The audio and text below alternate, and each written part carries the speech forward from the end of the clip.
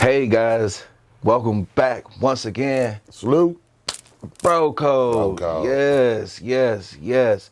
I thank you guys for all the new subscribers that's joined the channel, and we will be coming out with new videos weekly. So, just be on the lookout for that. Make sure you hit the notification bell. And if you haven't already, if you're looking at this, man, we getting the views, but nobody's subscribing, so hit that subscribe button, hit that like button, and enjoy making a comment, okay? Because we love hearing you guys' comments. Yes. We love reading you guys' comments. You guys leave some interesting comments, so go ahead. It helps the channel, and it's free. It don't cost nothing. Nothing. You know what I'm saying? Right.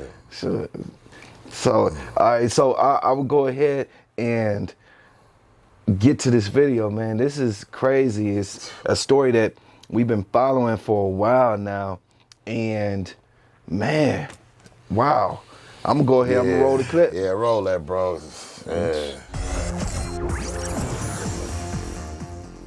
Investigators releasing new video of an elevator attack that shows a woman striking a man months before she allegedly admitted to killing him. She says it was self-defense.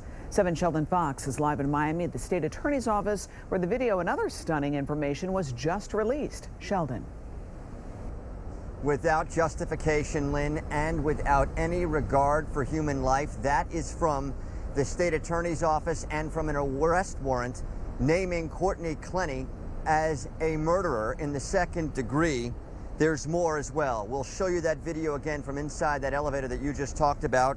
And this was not of the day of the murder, not from the day of the murder, April 3rd. This was from February 21st, and it was played by the state attorney today to show the violent dynamic that persisted within their relationship, with Courtney Clenny, they say, as the aggressor during episodes like this one and others. You see her attacker, or I should say you see her attacking her then boyfriend, Christian Obumseli, in that elevator before he pushes her away and tries to restrain her. I want to take you to another image now. Let's fast forward to yesterday in Hawaii. And this is her booking photo. We showed it to you last night first. She was arrested by U.S. Marshals there. We're told she was in a rehab facility, and that's why she was in Hawaii. But as we show you some more video, we tell you why she was arrested. And these images represent why. This is from April 3rd. It's when she stabbed Obumseli to death in the Paraiso condo in Miami. An 8-centimeter deep stab wound is what killed Obumseli, and they showed us a picture of what the knife looked like today at the state attorney's office. Clenny, on April 3rd, and just after the killing, claimed self-defense to Miami police. She was not initially arrested, but she is now. And here's State Attorney Catherine Fernandez-Rundle from earlier. At 4:57, defendant Clenny called 911 to tell the police that Christian was suffering from a stab wound and needed help.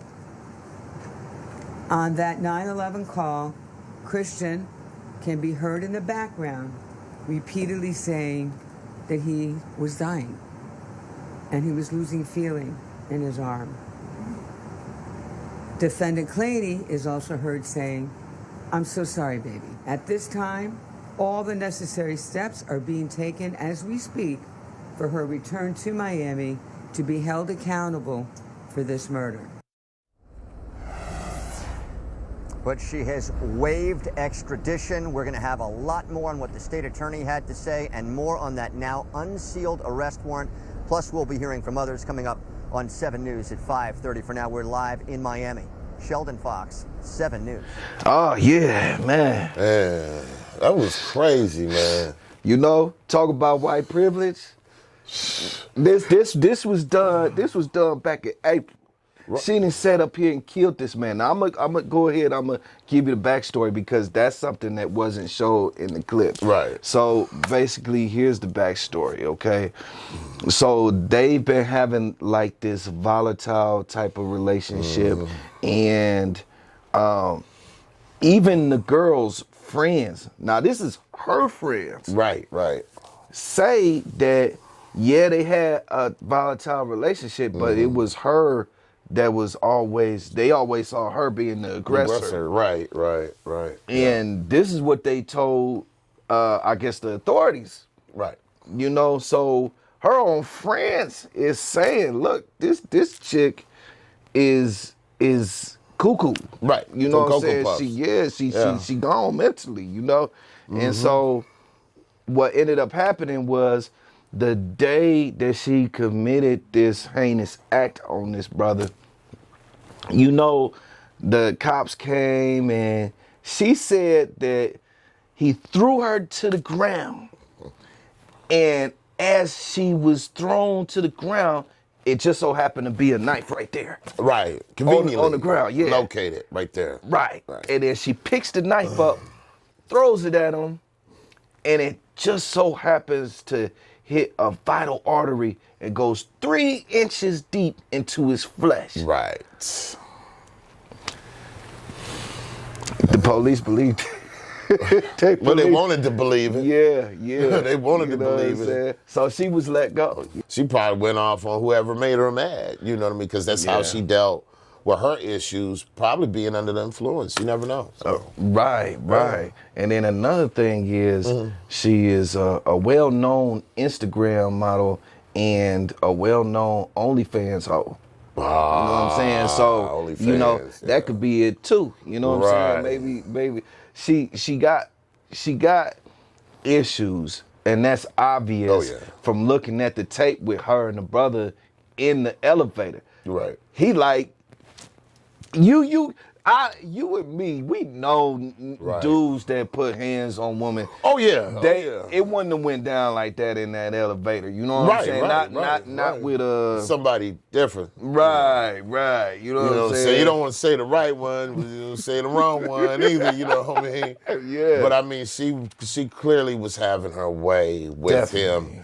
He obviously was probably just raised with respect and just just taught not to hit a woman or whatnot. We had a previous podcast where we kind of touched on this a little bit with domestic violence, toxicity in a relationship, period. Yes. And we did have a viewer that commented and said, well, the only way a woman is abused or something is if she's getting hit or defending herself. Was it something like that? The only way a woman's only gonna hit a man if she's defending herself. Defending herself. Okay, good. You got verbatim with that.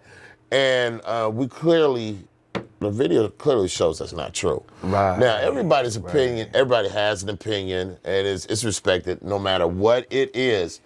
But Definitely. And we still want to just bring out some facts out here and some awareness to what's going on, out here, especially with something like that. This man lost his life in an abusive relationship, whereas normally they're like, okay, well, the woman's always being abused, and, plus he's black, okay? He's with a white woman, so they're looking at that, he probably was pimping her and putting on drugs. It's just a stigma that they put on black men, especially dealing with white women, okay? Yeah. And it was this type of situation, I feel, and it's not even just her white privilege. At the same time, she's also a female, so which is a double standard, even when it comes to abuse. Yes. I've had to call the police a couple times in the past when I was younger, and I was being hit by a woman, but my mom raised me to say, well, hey, you don't put your hands on a woman. Just walk away or whatnot. That's exactly what I did, but I couldn't walk away from this one. The closest thing I could do is hit that phone, call 911.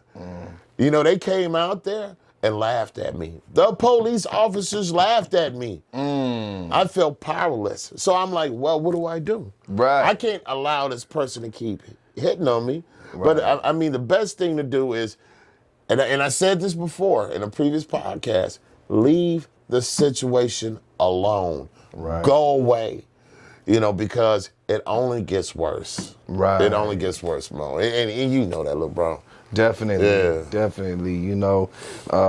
Man, not to get on a funny note, man, but I gotta tell this story. I was seeing this young lady. I was young at the time. I was maybe like 19, 18, 19, something like that. And I remember I'm hanging out in the car with her. Now, mind you, It never was ever an issue between me and her, ever. Okay. And out of nowhere, this chick just hit me, pow, up and hit me in my mouth, man. Oh, man. Oh, surprise, man. sucker punched you. Yes. Oh, man. But see, this chick, you know, she a Chicago chick. She loves Not against the Chicago women. We love our Chicago women. West side, south side, all sides. All day. You know what I mean? You know what I'm saying? But you know, so no disrespect to y'all. Right. What We I'm love y'all. We saying love is y'all. that she was a chick that loved to fight. And I guess it really don't matter where she from, you know what I'm saying, when it comes to that. But she was trying to pick a fight with me. Now, when she hit me, I had to catch myself and come back to reality. There's a woman here.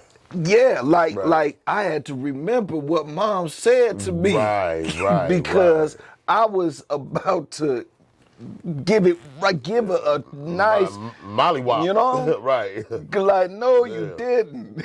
You know. She did. But yes, she did. You know. But you know, that kicked in and fortunately enough, I was able to go ahead and tell her what Mom's told me, and I'm pretty sure she told you the same thing, bro, but it was basically went down like this. Look, I'm a man. I can hurt you. Right. Stop hitting me, because if you hit me again, I will be forced to defend myself. Right. You know, and that's what Mom's told me to tell a woman if she ever put their hands on me. So especially keep doing it. You know what I'm saying? Yes, and I mean, you really don't want it to ever get to that point. Not at all. You know what I'm saying, with anybody. But you know, sometimes, like I said, the history behind some of them people that are aggressive like that, they've been hurt. Yeah. You know what I'm saying? Like that. You know, hurt people, period. You know what I'm saying? And then you have some of the women that are aggressive, or some of the men that are aggressive that just that's their way of love. And then I know it sounds so stupid, but that's how they look for love. It's like, if you're not doing this to me, then you don't love me, because this is how I look at love. If you care enough to whoop my ass and kick me down some stairs, or put me out the car in the middle of the freeway, or embarrass me out in public, whatever, that's not love. And then right after that, have sex. Come on now. Yeah. That's so toxic. It just, I mean, come on now. But unfortunately, there are people out here that's doing this, and we're not judging these people, okay? That's not, because ain't damn one of us perfect. Like I said, I've been in my bouts as a youngster coming up.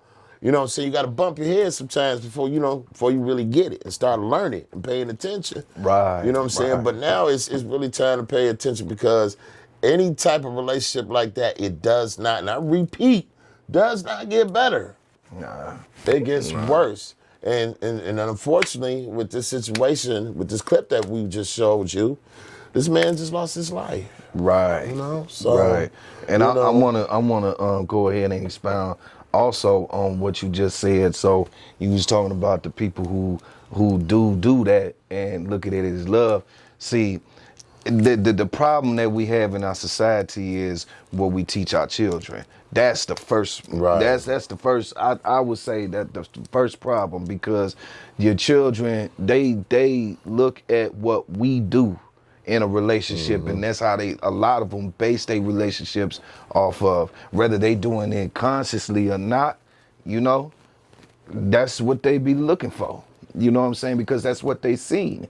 That's what they, experienced. Right. You have, you know what I'm saying, like you said, is what they're being taught, and then also what they see. Yeah. Okay? Even behind closed doors. Like with their mama's boyfriend or something, they might have been doing that. You know what I'm saying? Might have had a toxic relationship or something like that. And, you're kids. You're impressionable, and some things do stick with you as you grow up. Right. You know what I'm saying? So it could be just a many of things. My thing is, and then with a lot of these parents, quit making these kids your friends. Okay? Right. They're everything to you. I understand that. But you still have to separate the role of parent from a friend. You're a parent first. Yeah. And you can't tell your kids everything. Don't tell them about your personal relationships and what happened with you and your boyfriend or your girlfriend or something like that. Just kind of keep that separate, because at the end of the day, it's not none of their business. It's grown folks' business, and the kids to stay in a kid's place. That's right. That's So, right. Hey, well said, bro. All right. Bro code, y'all. Bro code. Peace. Peace.